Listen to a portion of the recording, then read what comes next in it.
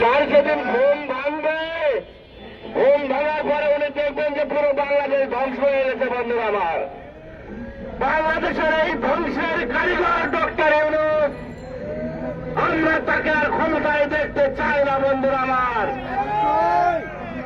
তফসিল ঘোষণা হয়েছে, তফসিল ঘোষণার পরের দিনে ইনকিলাব মঞ্চের হাদিকে গুলি করা হয়েছে এবং সেই হত্যাকারীকে পালাতে সাহায্য করেছে এই সরকার। বন্ধুরা আমার, তারা পালাতে সাহায্য করে এদেশে ভারত বিদ্বেষ তৈরি করে সংখ্যালঘু সম্প্রদায়ের উপরে নির্যাতন নিপীড়নের মাধ্যমে সারা বাংলাদেশে সংখ্যালঘু শূন্যের নীল নকশা বাস্তবায়ন করতে চায়।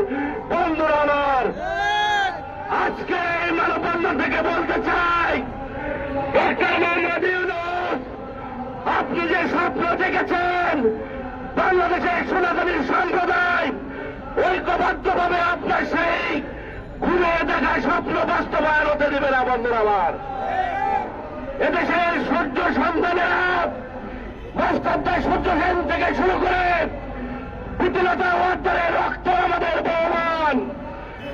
আমরা লড়াই করার জন্য অস্ত্র ধরতে জানি, বলে যাবেন না রক্তের বিনিময়ে রক্ত নেওয়ার জন্য প্রয়োজনে আমাদের প্রস্তুত থাকবো। বন্ধুরা আমার, আজকে আমার ভাই দিবুকে যেভাবে হত্যা করা হয়েছে এর দায়ভার রাষ্ট্রকে নিতে হবে।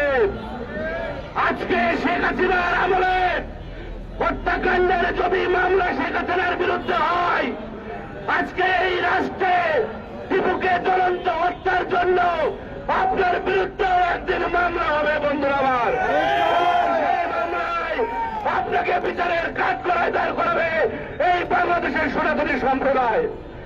আপনি রাষ্ট্র চালাতে সম্পূর্ণভাবে ব্যর্থ হয়েছেন। আমরা এই ব্যর্থ শাসককে দেখতে চাই না। আপনার অধীনে কোন সুষ্ঠু নির্বাচন হতে পারে না। আপনি অনতিবিলম্বে পদত্যাগ করুন।